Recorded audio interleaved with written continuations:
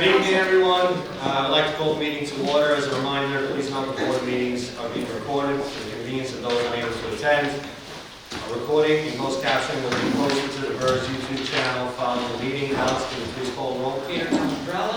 Isaac Carmignani. Present. Thank you. Janice Khan. Present. Thank you. April Chapman. Deborah Dillon. Present. Thank you. Natalie Reed-Jessel. Thank you. Michael Kraft. Here. Thank you. Vanessa Lynn. Gary Lennon. Here. Thank you. John Maverick. Here. Thank you. Don Nesbitt. Here. Thank you. Liz Jones. Here. Thank you. Laura Sylvester and Shannon Wade. Here. Okay, we have a forum. The first order of business is calendar item number 1, noting the minutes of the meeting of the Board of Advertising System held on November 26, 2019. The minutes have been previously provided to the board via the SharePoint site. Can I have a motion to consider the minutes from the November 26th board? Lindsay, and a second. Thank you, Mike. Please raise your hand if you approve the minutes. Please raise your hands if you do not approve. Any abstentions? One abstention. Motion carries. Next up is the Executive Director's update. Sandy, would you like to share any remarks with us? I will. I'll try to keep it brief. We left a lot of physical information in green file folders for you. The month-end operating reports, which details our tracker systems and our performance, running down backlogs and performance of individual departments is in there. Please review that. Membership outreach has been very busy. We put some information in your folders. It looks like, well, anyway, it's in there. Okay. It's in there, and it talks about how many meetings we had, the meeting scheduled for 2020. We had 13 meetings in 2018, not that one, 22 meetings in 2019, and there are 13 meetings scheduled for the first quarter or so of this year. We're ramping up that area very aggressively, reaching out to members. This is something that I would like you to take home with you. We have a program to survey members. It is launched by Membership Services and Data Analytics. To date, as of 1/28, we've had a 12% response to 23,000 surveyed. We've included a little summary of some of the responses. We're digesting this data into an index, which we hope to provide you in the next few months. An education on Bayesian statistical analysis in our first quarter meeting to talk about how we will do that. But comments. I found in Federal Service, we saw comments every morning. We're going to find a way to share that every day with everyone in the next few months. And this is just a summary of some of the comments we've gotten. All the comments will be put on the SharePoint site for you to see. It's a lot. 2,700. All of them eventually will be there. This is a selection done by some interns that are doing the statistical analysis. I asked them to give us good ones and bad ones next to each other so you can see that. This is a very important part of getting our operation improved along with the trackers. Fiscal ops, everyone knows that our fiscal year is over. Mark's panel is here to talk to us about that and report out. I can tell you there were no new recommendations in the management letter, but the management letter is available to you on the SharePoint site, and you will hear from them later. We reported our fiscal results to the City Audit Committee on 1/22. That was JD and his staff. There were 2 recommendations came from them. Consider cyber insurance, which the systems are actually doing together as a group, and also establish a city IT resources center for use of the retirement systems, and we reject that completely. We're going to AWS, just so you understand. We're not going to listen to that recommendation. We've launched the budget process. We hope to deliver that to the board no later than March for approval. There's a new procurement process, which is discussed in a memorandum in your green files. We ask you to please take a look at that. We'll be doing a detailed review of that new procurement process for you in the coming months, hopefully at our first quarterly meeting. A brief update on 55 Water. We lit up an island of technology there. We still have to roll out the full technology stack and DOE network, but we can start moving people over there right now. We're actually using the facility for meetings.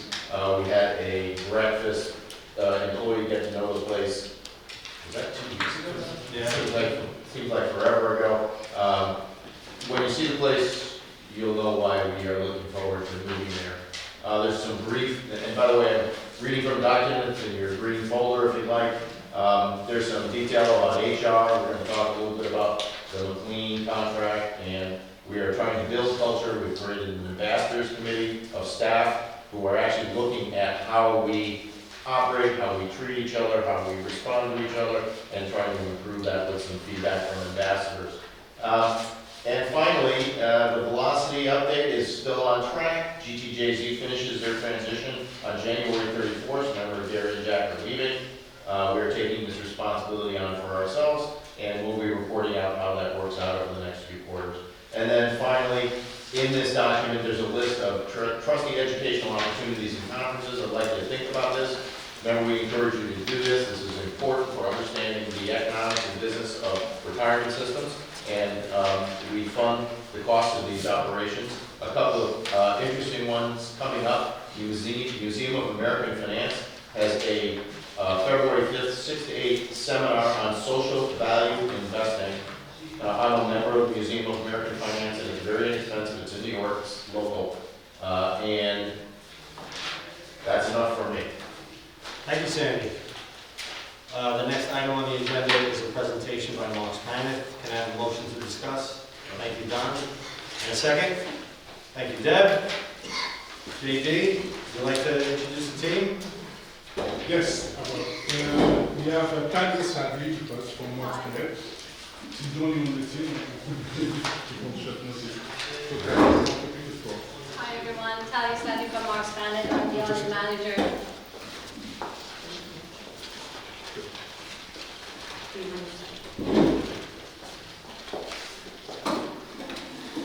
I'm the audit manager for BERS. The services covered under our engagement letter, and it was on at the city's contract dated July 12, 2016. We have issued a financial statement unmodified opinion as of October 24, 2019. And after that, the CAFRA report was issued in December 2019, and the services that we have performed and the required communications with the audit committee is as follows. Our responsibility was designed to provide reasonable, not absolute assurance that versus combining financial statements are presented fairly in accordance with GAAP, and the combining financial statements includes the QPP and TDA statements. Based on audit that was issued on October 24, 2019, we issued unmodified financial statements. The management responsibility was establishing and maintaining internal controls. We have gained an understanding of the internal controls. We have performed walkthroughs of the internal controls. The management responsibility is also providing records and bringing the information available to us. Accept the responsibility for the combining financial statements that was provided to us, and based on that we prepared we went through the footnotes and financial planning numbers to make sure that everything is good. And one of the management responsibility and what we received from the management was a signed representation letter. Other responsibilities are selection, application, or changes in split accounting principles that we provide. They're all provided in Note 2 of the financial statements that you can review. BERS follows GAAP, and there have been no significant changes in accounting policies to report this year. Significant management judgments and accounting estimates. We use the actual assumptions. We go through their assumptions and we review them. The other one is fair value of the investments. We can review, which is including footnote number 3 of all the investments, which include alternative investments and international investment funds. The audit adjustments recorded and unrecorded, there were none this year. We didn't have any other adjustments to let you know. No unrecorded and no recorded audit adjustments. There were no significant issues to be discussed, none to report. We did not encounter any difficulties with the management in regards to performing the audit or fraud or irregularities or illegal acts. There was none to report. We are not aware of any any consultations with other auditors, material weaknesses or significant deficiencies in the internal control. There were none to be reported. We affirm that Mark Spadek, my firm, is independent with respect to BERS in accordance with the AICPA Codes of Professional Conduct. You will see new accounting on auditing standards that is coming up over the next year. We can go through them. Gas recipient 87 leases, which does not go into effect yet. And gas fee number 88, central disclosure related to debt, including direct borrowings. In this package that we provided, you will see a copy of the management representation letter that was signed by BERS. And you will see our letters that have been communicated to the BERS. As far as observation and recommendations for the financial statement reporting, there were none to report this year. One that was that was prior year recommendations and requires further attention, and we have discussed with BERS management. Is the partial contribution rate change that it came to your attention last year, and BERS is working on going through all the changes, making sure that all the participants' changes have been corrected. As far as technology, this year, accounts review network security penetration testing and operating system. I will go through the technology and observation that our technology group observed. First one, network security penetration testing. We were informed that BERS has deployed an intrusion detection system and has not had an external penetration testing on its network to validate capabilities. Another thing that was brought up was the cyber insurance. It's an overview of the risk management of the cyber program using the framework as a guidance, and we have recommended that to all the systems as far as the cyber insurance. The other IT recommendation that was brought up is operating system. Based on the review of our IT, of the operating system inventory listing, it appeared that the servers supporting the Fundware General Ledger are currently running Microsoft Windows Server version 2008 operating system. We recommend management should address these. The support from Microsoft Windows Server 2008 will end in 2014. So it was discussed with BERS that is currently looking to upgrade, replace Fundware, decommission and these servers, and management should address and make sure that the version will be updated for it. There are some more observations that from the prior years that does not need any further requirement or observations to be done. If we go to the front with Microsoft is giving us extension, so we can purchase extension year after year until 2020. Yes. Yes. We've already did. Yes. I have a question. Just being clear, what IT infrastructure are we talking about? Yeah. As far as operating system, Fundware, Yeah. it's basically a out-of-support accounting system for general ledger. It's operated on an out-of-support Microsoft operating system. It poses a cyber risk. It's air-gapped to our network, so it's actually independent of our network to protect it from intrusion. So we're in the middle of sourcing a new general ledger system. It's kind of among the kind of the global administrative computer improvements. It's the next big component. Any other questions? One quick question. In your review of internal controls, do you review procurement and contracting procedures? contracting procedure with, You said that in your internal, your review of internal controls, you said you found no significant issues, but No. does the procurement so what process we part of do, your review? We don't test the controls, we just gain an understanding of the controls, so we just look at one transaction and do the walkthroughs from the beginning to end. So based on the walkthroughs that we performed, we did not see it. Yeah. Any other questions? Okay, thank you so much. Thank you. Thank you. The next item on this evening's agenda is calendar items 2 through 17, ordinary business of BERS. Is there a motion to consider calendar items? Don, in a second. Thank you, Shannon. We'll now vote on these items. Please raise your hands if you vote to approve calendar items 2 through 17. Any opposed? Any abstentions? Motion carries. Next up is calendar item number 18, the adoption of the Disability Committee's recommendations regarding applications for disability retirement. Can I have a motion to consider? Thank you, Michael. And a second, Lindsay. The Disability Committee met twice last month and reviewed several applications for disability retirement. The resolution is to accept the recommendations of the committee and issue final determinations regarding those applications. Are there any questions from the board? There are none. Okay, let's vote. All those in favor? Any opposed? Any abstentions? Motion carries. Next item is calendar item number 19, the election of co-chairs. Can I have a motion to consider?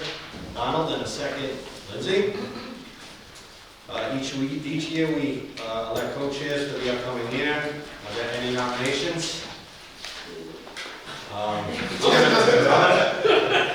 I nominate John as And a second? Janelle? Motion carries. All right, the second co-chair I'd like to nominate Lindsay. Oh, thank you. And a second? Michael? I acknowledge my nomination. You acknowledge I yours? acknowledge my nomination. Okay. Are there any other nominations? I didn't think so. All right, let's vote on myself, John Maderick, and Lindsay as Oates as co-chairs. All in favor? Any opposed? Any abstentions? John Maderick, Lindsay Oates, and our co-chairs for 2020. Yay. Next item is calendar item number 20, election of members of the Disability Committee. Can I have a motion to consider?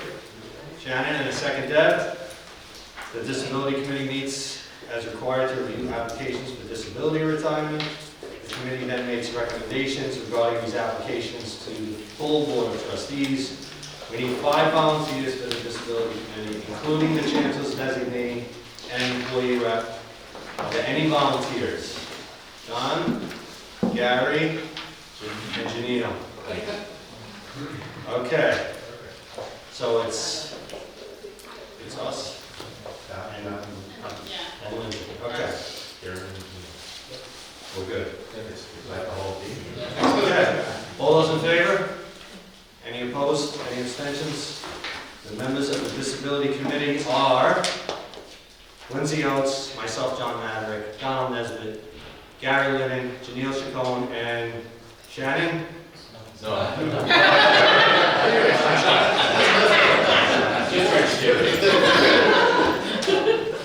Okay. We're moving along. Next up is calendar item 21, election of members of the Executive Committee. Can I have a motion to consider? Deb, and a second, Janelle. Sandy, can you tell us a little bit about the Executive Committee? Sure. January 2017, we created the Executive Committee to help manage the flow of information on investments and budget. Members of the Executive Committee review our investment proposals before the board, are invited to the common investment meeting, and review the budget before it's presented to the board. Thank you, Sandy. Are there any questions? Great. We'll need 5 volunteers, including the board chairs, and at least 1 employee member. Are there any volunteers? Thank you, Natalie. We're in. Don's in, and Isaac Kamiya's in. Okay. Only yours, did I? Huh? Yours? Yes. Okay.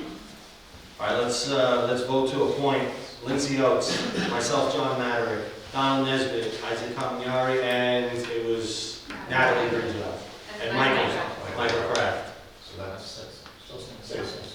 More is better than less, right? 6 is good. Okay, good. As long as we get more.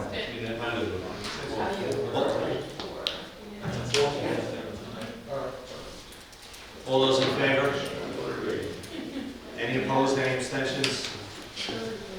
So, Lindsay Oates, John Matterick, Donald Nesbitt, Isaac Kaminyari, Michael Kraft, and Natalie Green-Giles are all members of the executive committee for 2020. Next up, calendar item 22, formation of the investment policy statement committee. Can I have a motion to consider?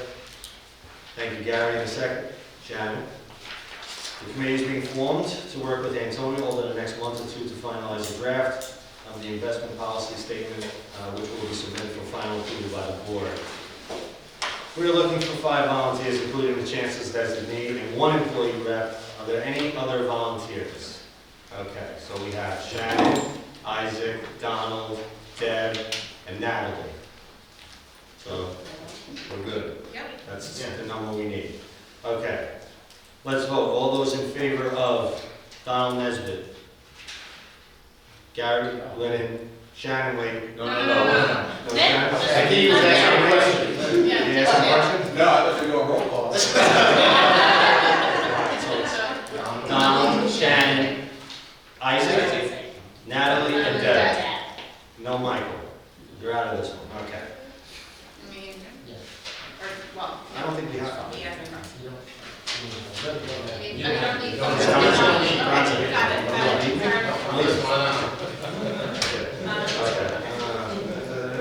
it. Please raise your hand if you vote to approve the committee members.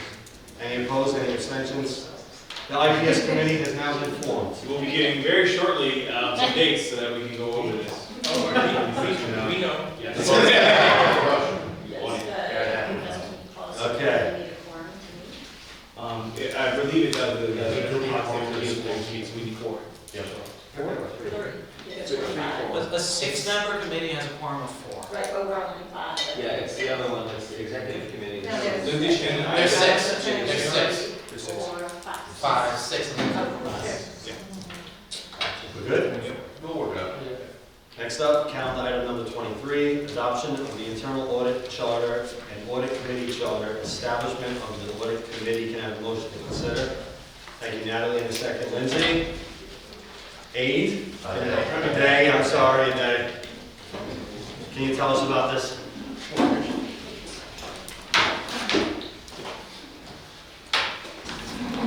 Right, so, in accordance with the New York State Codes, rules and regulations, we are required to have an internal auditor on staff. And the work of an internal auditor usually is overseen by the audit committee.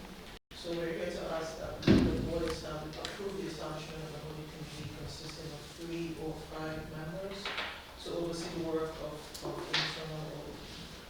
We did post 2 documents on SharePoint about a week and a half ago, the internal audit charter and the audit committee charter. I don't know if you had a chance to review or if you have any questions. But those documents outline the roles, the responsibilities of the internal audit function. They also provide the authority by which the audit committee will operate and the internal audit function will operate. We will be asking for volunteers to this committee as well. Okay. Can I just add just one thing? Dave has got a lot of experience with BERS, former operating supervisor, and she's recently been appointed director of internal audit just in the last couple of weeks. It's important that we have this because we'll finally get it going. We've got a consultant, Baker Tilly, that's actually helping support this effort, and I know Dave has a couple of audit reports she's ready to give to the committee, so it will start running immediately. I just have one question. What audit committee are these internal individuals within BERS that you're looking to recruit from? No, from the board. Subcommittee of the board. Thank you. Are there any other questions? Okay. I just have a, this doesn't say chancellor's designee required personnel preparation. It doesn't. The plan does say, I just wanted to. Yes. It's not a requirement, but we're very. And I understand, just wanted to understand. the 2 documents that are on SharePoint, also in the package, exhibits A and B, charter, and the charter is going to be reviewed by the committee at the end of it, so if that committee decides that it must include a chancellor's rep. Okay. So the question, John, we really want to authorize the establishment and then soliciting, you're soliciting volunteers. Yeah. Okay. There really are three items being voted on. The one is the committee itself, right, so with its volunteers. And then there are two different charters being adopted. One is the internal audit charter to govern the activities of the department, and the other is the audit committee charter to govern the activities of the board and committee supervisor. And so, based on what Sandy said, whatever we adopt tonight is under construction because the committee is going to be able to make additional. Yes, it will be under an ongoing, yes, this is an ongoing fact. Okay. Right? It's But we have to do a baseline adoption. exactly, so that we can begin. I'm just providing more details. The audit committee will meet once every quarter at least. The primary responsibility will be approving the internal audit charter and reviewing audit reports from internal audit and external audit. Like we just heard from Mark's panel. Resolving any issues or, between management and internal audit.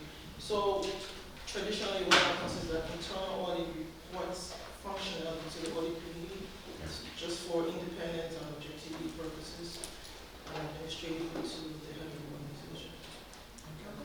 Any other questions? Okay, great. Okay, we will need to vote on adopting these charters as well as forming the audit committee. We will need 3 to 5 members of the board to serve on the audit committee, at least one of whom must be an employee member. Are there any volunteers? Okay, so it's myself, Lindsay Oates, Shannon, and Janine. Okay. Thank you. Let's vote on the adoption of both the charters and the membership of the audit committee. All those in favor, please raise your hands. Any opposed? Any abstentions? Motion carries. Thank you. The charter is adopted and the committee has been formed. Next item up is calendar item 24. Authorization to enter into an agreement with McLean and Company to provide HR research and advisory services to BERS. Can I have a motion to consider? Thank you, Lindsay, and a second. Michael. Sandy, can you tell us about this? So our HR department, which is new in the last year and a half, 2 years or so, is standing up a learning and development capability and working on building a library of our competencies and trying to develop a learning and development strategy. McLean is the contract, the underlying contract we're asking you to approve. They will be providing us workshops that help develop our internal capabilities, give us some advice on culture building, and generally provide HR support for staff. This was a procurement that involved 5 or 6 competitors. They were vetted and approved, and this is a $60,000 contract. When you say provide HR support, can you say more? Is it okay? So specifically, Thank you. yes, so specifically, what that would entail is building out a core competency structure for BERS as well as leadership competency structure for BERS. And aside from that, we also want to introduce L&D strategy efforts at BERS and wanted to bring in-house experts to help us do that. And it's $60,000. What's the duration of the 60, right? Yeah. So for 2 3-day workshops, including travel. I'm sorry, I need you to break that down again. So 3-day workshops. it's PD, right? And the PD is a 2 to 3 day workshop, right? But you're talking about the building out the frameworks and stuff, that's not, that is in that $60,000. Correct. Yes. Okay, and that's gonna, like, how long are they gonna work with you on that? What's that look like? So we also have an in-house membership with them. So part of the membership is that they provide us with guided implementation while we do the implementation. So that's why they were a preferred choice. Okay, but the answer to my question about how long that's gonna take, that's the years, whatever it is, it's inclusive of that 60,000? Yes, for the completion, correct. So that would, I would say at least like 2 to 3 months. So it's a project-based, it's a project-based contract delivering on these. Yeah, they're scheduled Q1 and Q2 2020. Okay. But the general HR support, again, I don't know if we clarified what that was. That's a membership. So we have a membership. So what comes with the membership is guided implementation from their subject matter experts. But really, it's so, what I was thinking when I heard HR support was support premiums in that. That is not what we're getting for our No. $60,000. No. Okay, all right, thank you. Any other questions? Let's vote. All those in favor, please raise your hand. Any opposed? Any abstentions? Motion carries. Next item up is calendar item number 25. Resolution to extend an agreement with Siegel Marco Advisors to provide investment consulting services to the Board of Education Retirement System. Can I have a motion to consider? Thank you, Deb, and a second. Vanessa? As you know, Siegel Marco is our investment advisor. The current agreement allows for 2 one-year extensions. Last year, we approved the first extension. This is a resolution to extend the agreement a second and final time under the current agreement for 1 year in the amount of $200,000. Are there any questions from the board? Are we doing the RFP now, or? So, given the RFP, we hope to, given our RFP that we did for our consultant, private markets consultant, it took about 6 to 7 months between RFP drop date and contracting. So we want to put the RFP in April for an October vote for the board. So the team's working on that now. We hope that April 1 date is between April 1 and April 15 for an October vote. So how long is the normal procurement process if you're going to put out an RFP that you're looking to vet individuals? And I ask because I'm thinking of our contract side on the DOE side. That's an arduous process, it takes months to go through that. So are we mirroring something very similar to what we're doing here? Essentially, yes. So we can talk, and you actually ran the first portion of the private markets RFP process. But we ran the RFP for more than a month for all respondents. And then we had a preliminary process and then a pre-process. I don't know if you want to say anything. Yeah, so for the private markets process, we had 8 submissions and then we finalized that to 4 through reading through the RFPs that were submitted, and then we brought those 4 finalists in to actually interview, and then we ranked them in the preliminary process, and then with the finalists we also had a secondary ranking where Sandy, Dan, and Antonio and I ranked for the final round, and then for the first round it was just, I think, me, you, And the team. and then just the rest of the team members. So yeah. And then so we had finalist interviews where they actually came in and presented to all of us. And then we asked the best and final offers from them. So that entire process between drop and contracting took about 7.5 months. Thank you. Any other? Just a question, we've had Siegel and Marco for a long time, and they've done a great job. Just wondering, when this goes out for an RFP, is the investment committee going to get involved with this, or would finalists present to us? That would be ideal. I mean, I think the ideal would be that the finalists can present to the investment committee out of time. We did those finalist interviews over 2 days. And just to be clear, those were, each of them were 2 hours, I believe. Right, and I think Isaac. Yeah, we have some trustees members on that, but it's absolutely, we would want you, especially with our new space, that'd be fantastic. We would be able to have those interviews, but if anyone wants to see, we can actually have about a 15-page document to show kind of every step that we took for the procurement for the private markets. It will be a similar process with the public markets. But you also did that, you also brought them here. So Yes. they came here and they spoke to us. Yes. Any other questions? Okay, great. Let's vote. All those in favor? Any opposed? Any abstentions? Motion carries. Next item up is calendar item number 26, authorization to enter into an agreement with LRWL Incorporated to provide operation support services to the Board of Education Retirement System. Can I have a motion to consider? Thank you, Lindsay. And a second, Vanessa? Sandy, can you tell us about this? Yeah, just very briefly, LRWL will support operations by analyzing unit procedures, streamlining processes and documenting them, targeting enhancement of membership satisfaction. They also assist in transitioning the operational units to our new V10 user interface in 2020 through the use of documentation improvements and training, basically ramping into our new velocity functionality. I would add, we also consider them a resource should we find that the exit of GTJZ causes us stress in terms of transitioning project management internally. So they are a potential resource for that also.